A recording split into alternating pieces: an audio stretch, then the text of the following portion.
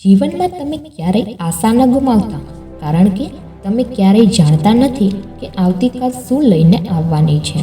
તમે તમારા વલણ અને વ્યવહારમાં સાચા રહો. દુનિયાનો વિચાર ન કરો, કારણ કે દુનિયાની નજરમાં એક ભૂલ તમારી 100 ભલાઈ પર ભારે પડી જાય છે. જે વ્યક્તિ સારું કામ કરે છે તે ક્યારેય આદરનો ભૂખ્યો નથી હોતો. તેનું કામ જ તેને સન્માનને પાત્ર બનાવે છે. જો તમે વિચારી રહ્યા છો કે લોકો તમારા માટે તે કરે જે તમે તેમના માટે કરો છો, તો તમે ખરેખર નિરાશ થશો, કારણ કે દરેક વ્યક્તિ પાસે તમારા જેવું હૃદય નથી હોતું.